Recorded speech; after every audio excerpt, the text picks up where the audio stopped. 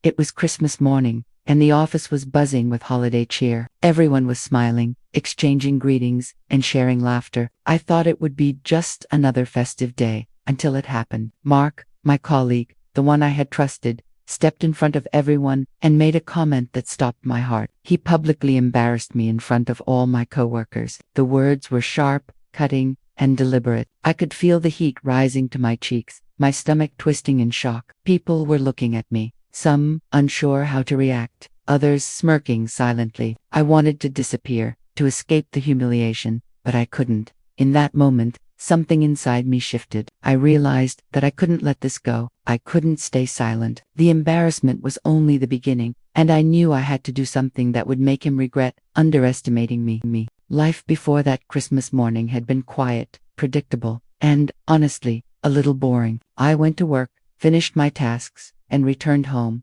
all in a rhythm that felt safe. I liked it that way. My colleagues were mostly polite, some friendly, some distant, but we all kept things professional. Mark had always been part of that world. On the surface, he seemed charming and confident, but beneath that charm was an arrogance I had noticed for months. He liked to dominate conversations, take credit for small things, and make subtle digs at others, as if he needed constant reminders of his superiority. Most people ignored it. I had ignored it. I told myself it wasn't worth reacting to. I had my routines too. Quiet mornings with coffee, evening walks, small moments where I could just breathe and forget the world for a while. Work was my responsibility, not a battlefield, and I liked it that way. But something about Mark's behavior always made me uneasy, even if I couldn't put my finger on it. That Christmas morning started like any other. The office smelled faintly of cinnamon and pine. Laughter and chatter filled the room as everyone exchanged greetings. The holiday decorations made everything feel cheerful, warm, and safe. I thought it would be just another normal day, maybe even a pleasant one. Then Mark stepped forward. His smile was too wide, his tone too deliberate, and then he said the words that stopped me in my tracks. A comment meant to embarrass me, delivered with perfect timing. In front of everyone, my heart raced, my face burned, the room froze for a second, and I could feel every eye turning toward me. Some looked unsure, others amused. The humiliation was sharp, immediate, and public. For a moment, I wanted to disappear. I wanted to shrink, to escape the sting of his words, but I couldn't, and in that moment, something inside me changed. I realized I wasn't going to stay silent. I wasn't going to let this define me. The days that followed weren't easy. I went back to my routines, but nothing felt the same. I noticed Mark differently now. His confidence felt forced, his arrogance more glaring. I started paying attention to the small details: how he exaggerated stories, how he tried to dominate meetings, how his colleagues sometimes reacted in silence. Everything he did became a clue, a small piece of a bigger puzzle. I also started noticing myself differently. I realized I could be patient, observant, and strategic. The humiliation had awakened something inside me, a determination to take control. I didn't want revenge out of anger. I wanted it to be precise, clever, and undeniable. Every move I would make needed to be calculated. Slowly, I began to plan. I watched, listened, and noted small mistakes, minor inconsistencies, casual remarks. They all mattered. I started imagining how the story could turn in my favor. What could I do to regain control? How could I ensure that Mark's arrogance would be exposed without me acting rashly? Life continued, of course, meetings, deadlines, coffee breaks, and casual conversations. But beneath the surface, a subtle tension had settled in. I felt alert, focused, and ready. The ordinary world hadn't changed, but I had. And soon, things would no longer be ordinary. That Christmas embarrassment had been a shock, but it had also been the spark. It had shown me that patience, observation, and strategy could be far more powerful than anger or immediate reaction. The stage was set. I was ready to reclaim my dignity, and I knew that when the time came, the world would see a very different side of me. The days after that Christmas humiliation were tense. I walked into the office each morning feeling a mix of determination and unease. Mark's presence was unavoidable, his arrogance now glaring in every interaction. But something had changed. Di was no longer the same person who had frozen in that moment of public embarrassment. I was alert, observant, and quietly preparing. At first I tried to ignore him, to act normal, but it wasn't easy. Every word he spoke, every gesture he made, seemed amplified. He would brag about minor achievements, boast about his influence, or subtly undermine colleagues, including me. But now, instead of feeling powerless, I noticed patterns. His arrogance was predictable. His overconfidence created openings, and I began to see the little cracks in his facade. Small incidents started stacking up. He would claim credit for things he hadn't done, exaggerate successes, and downplay the efforts of others. At first it felt frustrating, almost petty, but I realized these moments were clues. They were pieces of a bigger picture, opportunities for me to strategize. Each day, I observed carefully, listening to conversations, noting inconsistencies, and remembering details that could become useful later. There were also subtle reactions from colleagues that I hadn't noticed before. Some seemed uncomfortable around him, while others appeared impressed by his confidence. I began paying attention to these reactions, gauging who might support me, who might doubt him, and who was silently watching the tension unfold. Every glance, every hesitation, every tiny remark mattered. Meanwhile, I noticed changes in my own approach. I became quieter in some meetings, observing more than speaking, letting Mark dominate conversations so I could gather more information. I took notes mentally, cataloging everything: his bragging, his slips, and even moments of vulnerability he didn't realize he was showing. It felt like assembling a puzzle, and I was starting to see the bigger picture. One afternoon, during a casual coffee break, Mark started boasting about a recent project. He described it in grandiose terms, making it sound like he had done everything himself. I listened carefully, noting inconsistencies in his story. Small colleagues' comments hinted that the truth was different. My mind raced as I pieced together the reality behind his claims. I realized that these small incidents were building towards something bigger, an opportunity to turn the tables completely. There were also moments when Mark tried to test me. Perhaps sensing that I had grown cautious, he would make subtle jabs, throw in a comment that could provoke a reaction, but I stayed calm. I didn't respond impulsively. Instead, I noted the timing, the wording, and the context. I realized that his confidence relied on control and surprise. If I could maintain composure and gather evidence quietly, I could shift the power completely. Tension began to build in unexpected ways. Small conversations, minor disagreements, and even casual office interactions took on new weight. Every meeting, every email, every subtle glance became part of a web of observation. I started anticipating his moves, predicting his patterns, and testing boundaries, and every small success, catching a slip, noting a contradiction, quietly proving a point, felt like a victory. A small step toward reclaiming control. The suspense was not just in the office. I noticed it in myself. I became alert in ways I hadn't been before. Every conversation outside work, every casual observation, seemed tied to understanding him better. The humiliation that had shocked me was now fueling a sharper focus. A careful attention to detail that I had never cultivated before. I was no longer reacting emotionally. I was thinking strategically. By the end of the week, it felt like a slow-burning tension had taken over the office. Mark's arrogance remained, but now I could see the cracks forming more clearly. He underestimated the quiet patience in me, thinking I was still the same person who had been humiliated that day. Little did he know, I had become something else entirely, someone patient, observant, and ready to act at the perfect moment, even outside of the office. I found myself replaying events, analyzing interactions, and imagining how things could unfold. The suspense was addictive. I could feel the power shifting slowly, almost imperceptibly, but unmistakably. Every small piece of information, every minor confrontation, was now part of a larger strategy. By the second week after Christmas, I had begun to anticipate opportunities for action. Small victories, even as subtle as correcting a minor error he had claimed credit for, or presenting a tiny piece of evidence quietly in meetings, felt like significant milestones. They weren't dramatic, but they built momentum, and with each step, I felt the tension rising, not just in me, but in the office itself.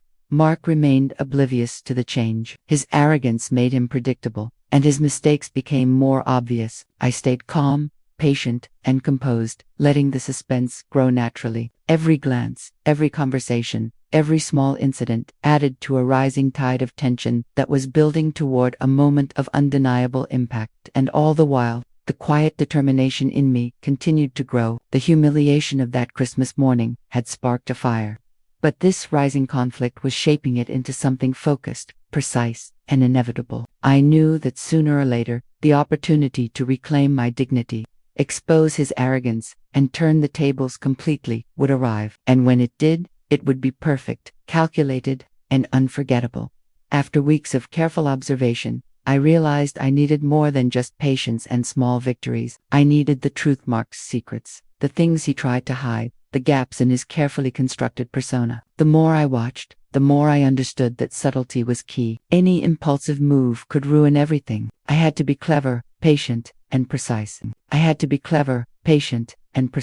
It started with small conversations. I listened, casually, to the things Mark said in passing. Sometimes he bragged too loudly. Sometimes he slipped up when speaking about his accomplishments. Every inconsistency, every exaggeration was a clue. I noted the details in my mind, storing them for later. Patterns began to emerge, revealing his arrogance and the little lies he relied on to impress others. Next, I observed his interactions with colleagues. He trusted some people blindly, thinking they were loyal, and underestimated others. I noticed who hesitated around him, who subtly contradicted him, and who seemed uneasy with his behavior. These small observations were gold. They showed me that his arrogance was not as solid as he believed. I started paying attention to the way he managed projects, the way he assigned tasks, and the way he handled minor failures. There were inconsistencies everywhere. He would take credit for others' work, exaggerate results, or gloss over mistakes. I began keeping mental notes, connecting the dots, and forming a clearer picture of the reality behind his confident exterior. Some discoveries came from overheard conversations. I would casually join a group talking near the coffee machine, making small comments, listening for anything Mark might have said about his accomplishments or others' mistakes. Occasionally, he would brag to someone else, unaware that I was listening. Each slip added another layer to my understanding. I started to see the full story, the arrogance, the deception, and the vulnerabilities he didn't realize were visible. I also tested the waters with minor confrontations, not in public, not in a way that drew attention, but small, careful challenges. A question here, a clarification there, a subtle contradiction when he overstepped. His reactions were revealing. He was quick to defend himself, nervous when caught in exaggeration, and often defensive when his authority was questioned. Each reaction became a piece of the puzzle. By this time, I had started noticing patterns in his behavior outside of direct interactions, emails, meetings, casual comments. They all revealed tiny cracks in his armor. The more I observed, the more I realized that his arrogance created opportunities. Each overconfidence, each careless boast, became a stepping stone for what I planned next. It wasn't just about finding his secrets, it was about understanding him. I needed to know his habits, his routines, and the way he thought. I started noting when he was most confident, when he was most careless, and when he assumed nobody was watching. These observations allowed me to anticipate his moves,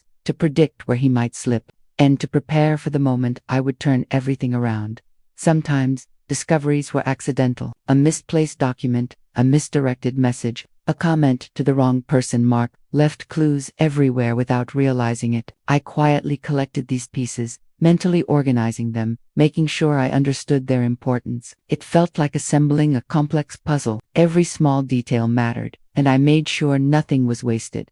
Other discoveries were deliberate. I asked careful questions in conversations, observed reactions, and tested boundaries. Sometimes I feigned ignorance, allowing him to expose more than he intended. Other times, I created small scenarios to see how he would respond. Each experiment gave me insight, each slip a new advantage. By the end of this investigative period, I had enough information to form a clear picture. Mark's arrogance was not backed by substance. His confidence depended on the ignorance of others and the silence of those he underestimated. Every boast, every lie, every small manipulation had left a trail of clues. I knew exactly what to do next. I also understood my own position. I had patience, focus, and the ability to act strategically. I had observed carefully, gathered evidence, and mapped out patterns. The humiliation I had suffered months ago was no longer a source of shame. It was the spark that had sharpened my mind, heightened my awareness, and prepared me for the next steps. As I reflected on all I had discovered,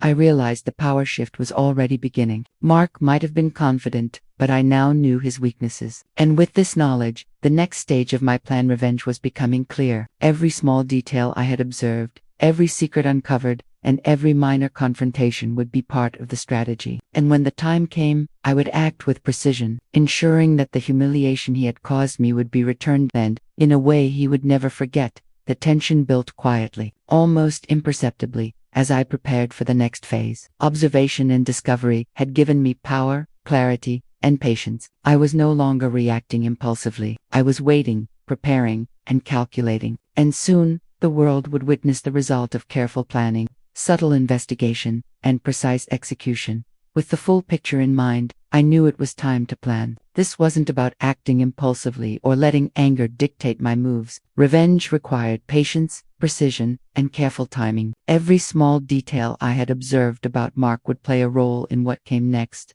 I began by mapping out his habits and routines. When he left the office, when he spoke most confidently, the ways he overestimated his influence, all of it became part of my plan. I imagined each step carefully, thinking about possible outcomes and what I needed to ensure success. The plan needed to be foolproof, leaving no room for error or exposure. Next, I considered small tests. I would probe situations subtly, checking how he responded to challenges or minor contradictions. Each response would guide the next move. My goal was not to expose him immediately but to build momentum, a chain reaction that would culminate in undeniable impact. I visualized scenarios, running them over and over in my mind. How could I expose his arrogance without being obvious? How could I leverage the small slips I had collected to create maximum effect? Every thought, every mental rehearsal added clarity and confidence. At the same time, I considered allies and observers. I knew which colleagues were perceptive, which were skeptical, and which were likely to notice inconsistencies in Mark's behavior. I planned to let them witness the small steps of the strategy, subtly planting seeds of doubt in his credibility. This wasn't just revenge, was careful orchestration. I wrote mental notes, listing opportunities, triggers, and moments when he was most likely to overreach. I thought about the sequence: small hints, minor contradictions, then larger, undeniable exposure. Each step would escalate naturally, building suspense and tension until the moment of ultimate revelation. I also reflected on my own behavior. To succeed, I had to remain calm, collected, and seemingly unaffected. Any sign of impatience or overeaginess could alert him. I practiced subtle facial expressions, measured responses, and neutral tones. Everything had to appear natural while the strategy quietly unfolded. Part of the plan involved creating scenarios where his arrogance would be highlighted without directly confronting him. I imagined small incidents: a misattributed credit, a corrected exaggeration, a casual remark pointing out a flaw carefully timed. Each one would chip away at his perceived authority, without him realizing he was being undermined. I considered potential risks too. What if he caught on? What if a colleague intervened or misinterpreted my actions? Every risk required a backup, an alternative path to ensure the plan continued smoothly. I built contingencies, imagining how I would respond to surprises or challenges, making the plan flexible yet precise. Then came the most critical part: patience. I knew the right moment would be decisive. Acting too soon would ruin everything. Waiting too long might allow him to regain confidence. I committed to observing, adjusting, and letting events unfold until the perfect opportunity appeared. Timing would be everything. On private moments, I rehearsed conversations, imagined revealing the truth, and visualized his reactions. Each rehearsal strengthened my focus, clarified the sequence, and increased my confidence. I could almost see the final moment: the shock, the disbelief, the undeniable exposure. The thought was intoxicating, but I reminded myself to stay calm. Every step mattered, and every misstep could undo weeks of careful preparation. I also considered subtle psychological tactics. How could I make him doubt himself? How could I encourage colleagues to question his credibility without directly confronting him? I realized that manipulation didn't mean deceit, it meant guiding situations so the truth revealed itself naturally. My strategy relied on observation, timing, and the use of his own arrogance against him. As I refined the plan, I felt a growing sense of control. The humiliation I had suffered was no longer a source of pain, it was the foundation for strategy. Every small detail I had noticed about his behavior, every inconsistency I had collected, became a tool. The plan was not about revenge for revenge's sake. It was about justice, precision, and reclaiming dignity on my terms. By the end of the planning phase, the strategy was clear. Small steps would escalate naturally, tension would build subtly, and the ultimate confrontation would deliver the maximum impact. I knew exactly what I had to do, when I had to act, and how to ensure the outcome was flawless. Even as I went through daily routines, I kept the plan in mind. Each meeting, each conversation, each minor incident was now a potential part of the strategy. I moved carefully, collected more details, and waited patiently for the right moment. The suspense was part of the process, and it fueled my focus and determination. Finally, I allowed myself a quiet confidence. The plan was ready, the foundation was built, the observations collected, and the strategies rehearsed. All that remained was execution. And when that moment came, Mark would finally understand that underestimating me had been his greatest mistake. The humiliation he had caused would be nothing compared to the calculated revelation I had prepared. The first small steps of the plan began subtly. I didn't want Mark to realize anything yet, so every move had to appear natural, almost incidental. I started with minor observations during meetings. When he exaggerated accomplishments, I gently corrected him, phrasing it as if I were helping him rather than confronting him. Colleagues noticed the subtle contrast. His confidence seemed a little less assured, while I maintained a calm composure. Small victories built slowly. One day, Mark boasted about completing a project single-handedly. I calmly mentioned the contributions of the team, highlighting details he had overlooked. His face twitched ever so slightly, a flicker of frustration. He tried to regain control, but I remained steady. That minor moment sparked whispers among colleagues, small, almost imperceptible, yet they planted seeds of doubt in his credibility.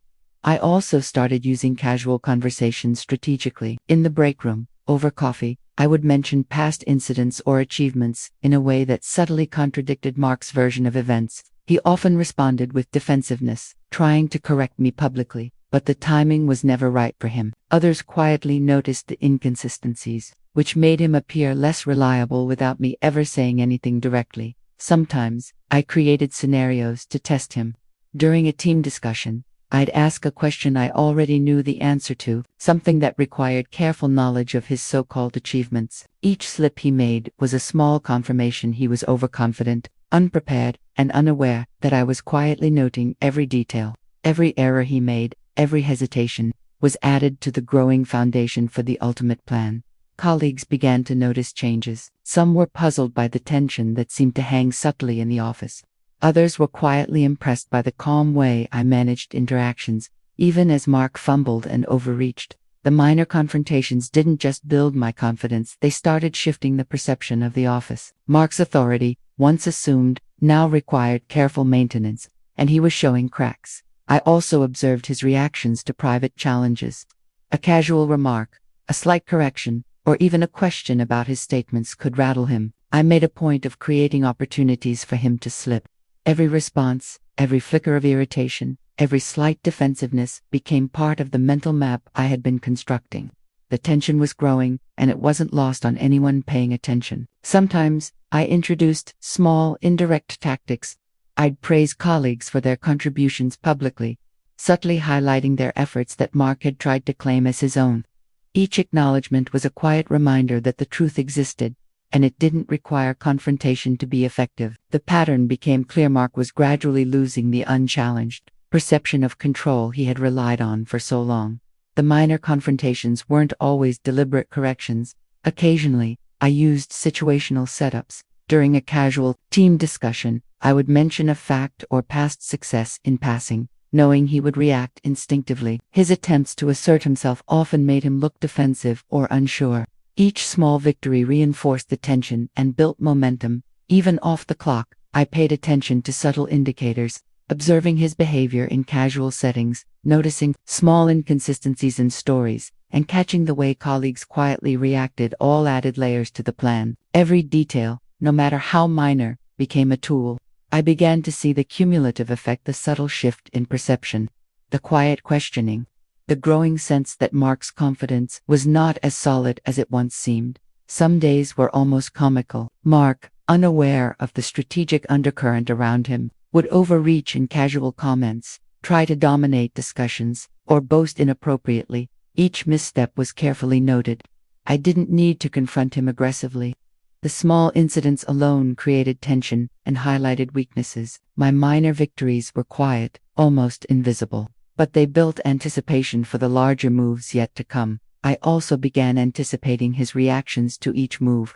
If I corrected him gently, how would he respond? If I highlighted a colleague's contribution, would he try to reclaim attention? Each prediction I tested, and most of the time, he fell into patterns I had already mapped. This allowed me to refine the strategy, adjust timing, and plan the escalation toward the ultimate confrontation. Small victories became addictive.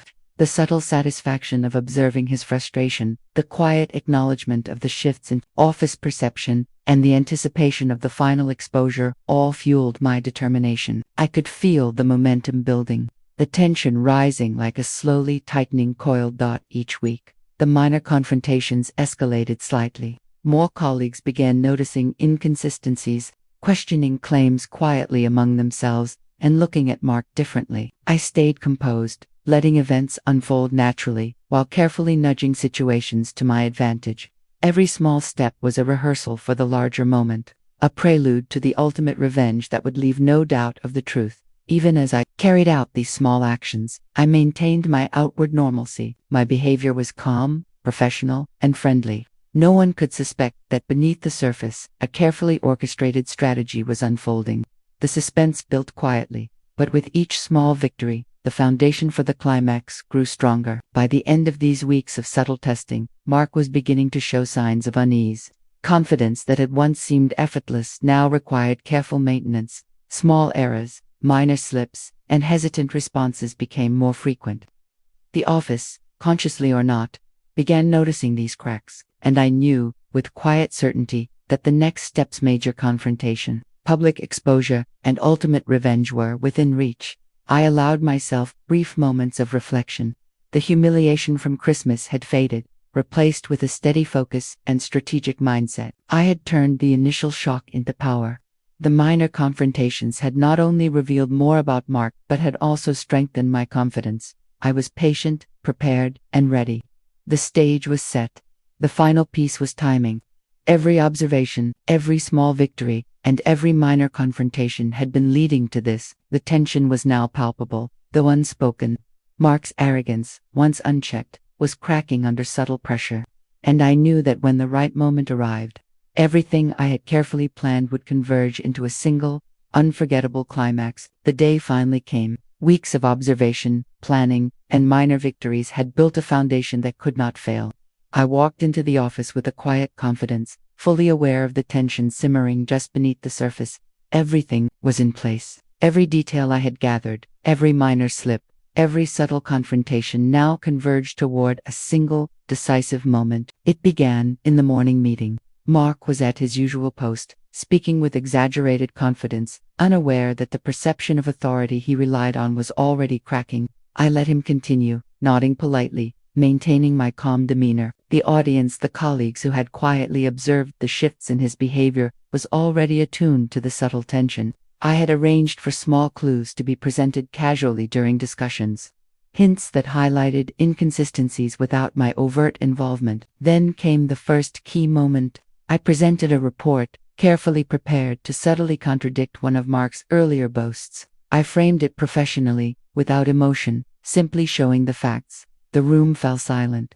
Mark's face betrayed his surprise, the slight twitch of frustration. A whisper ran through the room, barely audible, as colleagues exchanged glances. His confident facade wavered, and I could see it. Every minor confrontation, every piece of evidence I had quietly gathered, was paying off. I continued, carefully layering the next steps. During discussions, I referenced small events, factual details that highlighted the discrepancies in his previous claims. Each reference was subtle, professional, and strategic. The cumulative effect was undeniable. The room began to sense the truth, and Mark's overconfidence started to crumble in real time. The emotional peak came when I revealed a key piece of evidence, fact that exposed a major exaggeration he had been using to assert authority. I presented it with calm clarity, letting the information speak for itself. The reaction was immediate. Shock flickered across his face, disbelief registering in his eyes. Colleagues murmured, some exchanging astonished glances, others quietly confirming what they had suspected all along. The The humiliation he had once inflicted on me now ricocheted back, amplified by the public and undeniable nature of the exposure. Mark attempted to regain control, trying to defend his credibility, but the more he spoke, the more evident the inconsistencies became. Each attempt to assert dominance backfired. His arrogance, once his strength, had become his weakness. He stumbled, faltered, and finally fell silent. The room had shifted. The subtle perception of his authority had collapsed. I maintained composure throughout, letting the truth unfold without drama or overreaction. The power of calm, combined with careful planning and precise timing, was more effective than any emotional confrontation could have been. The office, quietly or consciously, acknowledged the reversal of roles. My dignity had been restored, and the humiliation I had endured had been transformed into a clear, undeniable statement of justice.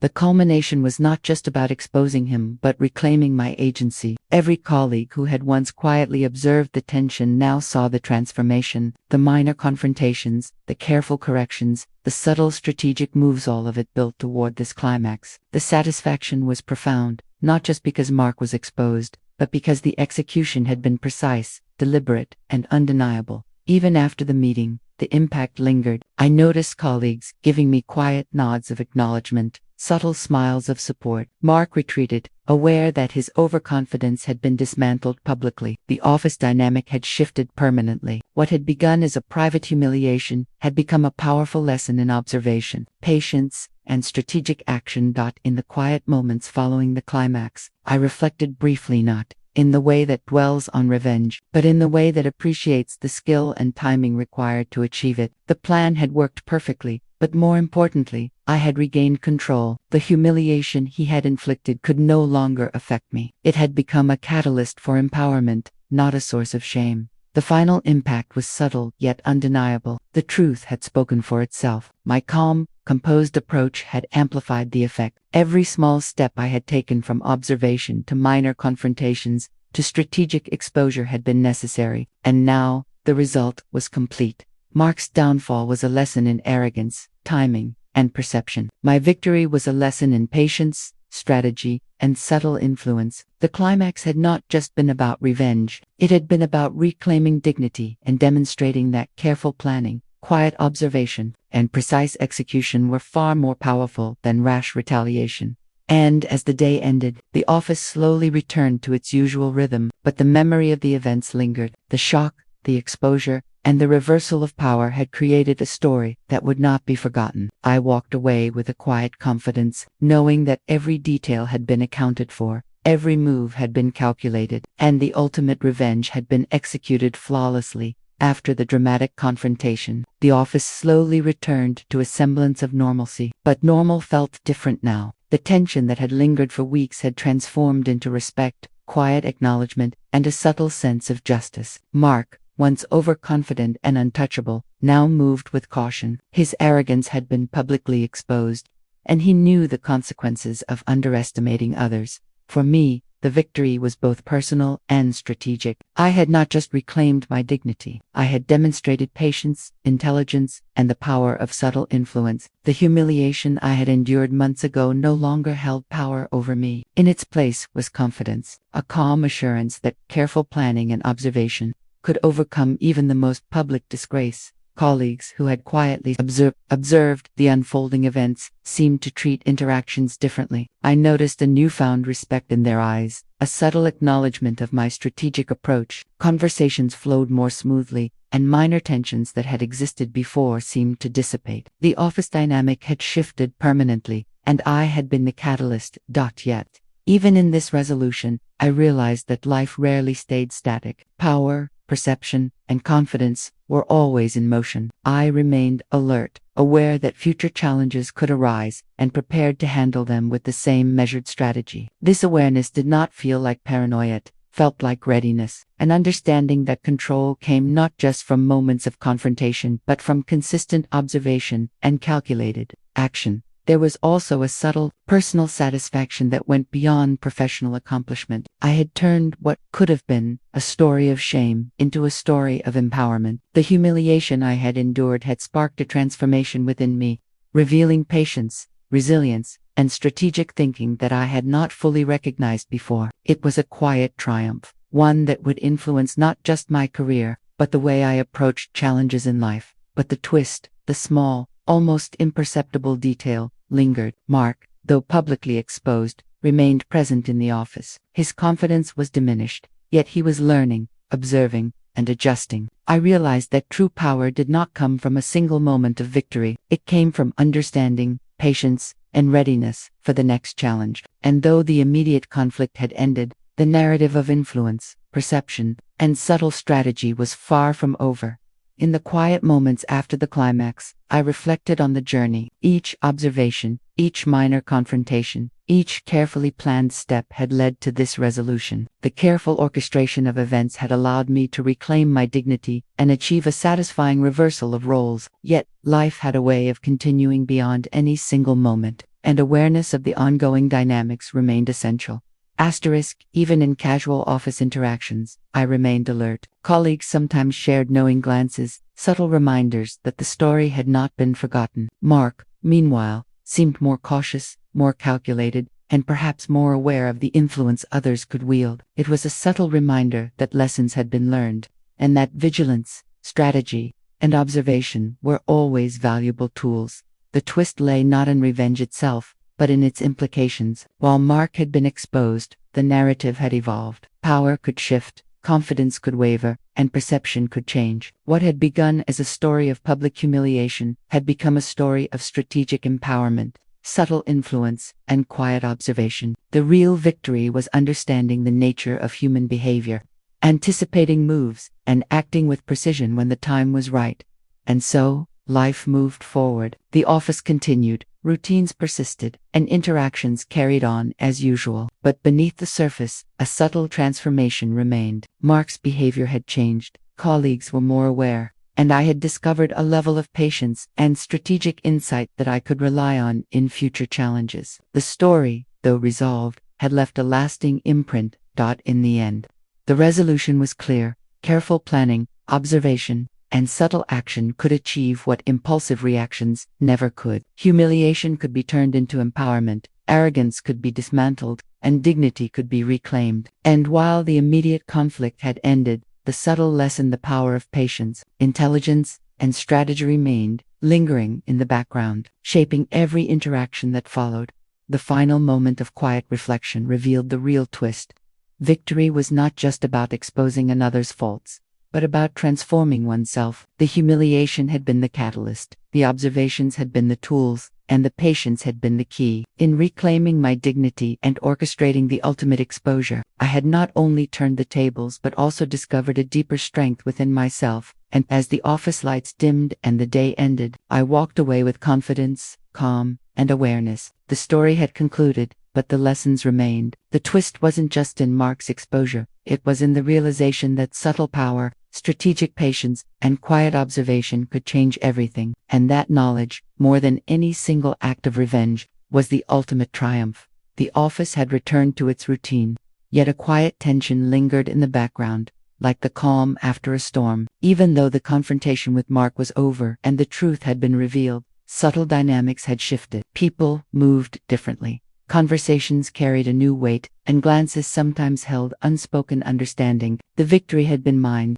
but the awareness it brought stayed with me. I reflected on everything that had happened: the humiliation, the observations, the careful planning, and the precise execution. Each moment had been a step toward this epilogue, a subtle reminder that power and influence were rarely absolute. I realized that life wasn't about isolated victories. It was about understanding patterns, anticipating moves, and maintaining readiness for what came next. Even Mark, who had suffered the public exposure, remained in the office. His confidence was quieter now, his overbearing tendencies tempered, yet he was still present, still observing, still adapting. That quiet vigilance in him reminded me that lessons had been learned on both sides. The chessboard of human interactions never truly clears. Each player adapts, recalibrates, and plans the next move. I spent time noticing the small changes around me. Colleagues who had once whispered doubts now exchanged subtle glances of respect. The office hierarchy, once dominated by unchecked arrogance, had shifted. Yet the epilogue was not about domination. It was about awareness. I had gained insight into the subtle power of observation, patience, and strategic action. These were tools I could carry forward, far beyond any single conflict. Far beyond any single conflict. Life outside the office reflected the same patterns. I found myself analyzing interactions with friends, family, and acquaintances in a new way. Small gestures, unspoken intentions, and casual comments took on new meaning. The story I had lived through became a lens through which I viewed the world, a reminder that subtlety, timing, and strategic thinking could alter outcomes in ways that brute force or rash action never could. Yet, in this reflection, I also felt the thrill of possibility. The epilogue hinted that life would always present new challenges, subtle conflicts, and opportunities for careful action. The lessons learned from Mark were not confined to him, they were universal. Every relationship, every interaction, every subtle shift in power or perception became a potential scenario for observation, strategy, and thoughtful response. Sometimes, as I walked through the office or watched people interact, I imagined future situations. What if a new colleague arrived with arrogance similar to Mark's? How would subtle observation, minor interventions, and strategic planning shape outcomes? The epilogue reminded me that life was rarely static. The victory, while complete, was just one chapter in a much larger narrative of awareness, strategy, and influence. I also considered my own transformation. The humiliation I had endured had catalyzed a shift within me. I was no longer reactive, no longer vulnerable to impulsive emotion. Patience, observation, and strategy had become second nature. This epilogue was a subtle celebration of that grotha, quiet acknowledgement that power isn't always about confrontation. Sometimes it's about cultivating understanding, readiness, and foresight. Even in casual moments, small victories from the past lingered. A colleague's quiet nod of acknowledgement, a subtle shift in how people approached discussions, or the silent understanding that my presence carried influence all served as reminders. The epilogue was not dramatic, it was reflective, almost meditative, but it kept the lessons alive and the audience aware that the story's impact continued beyond the climax. The subtle cliffhanger came from the awareness that Mark was still there, still capable of adaptation, still a potential catalyst for new dynamics. The office had changed, but the game of perception and influence was never truly over. That lingering possibility kept the tension alive, suggesting that future challenges could arise, and the careful, strategic approach I had cultivated would remain invaluable. In the end, the epilogue served as a quiet reminder. Victory isn't only about exposing someone's flaws or reclaiming dignity, it's about transformation. It's about developing patience, insight, and strategic foresight that can guide you through any conflict, no matter how public or subtle. The story may have concluded, but the lessons, awareness, and readiness would persist, influencing every interaction, decision, and opportunity yet to come. And, as the office lights dimmed for the evening, I walked away with calm confidence. The public confrontation was over, the revenge complete, and dignity restored. Yet, the epilogue reminded me that life always held new possibilities, new challenges, and new opportunities to act with precision, patience, and subtle power. The story's impact would linger, shaping the future in ways both seen and unseen, a quiet, reflective, and enduring triumph.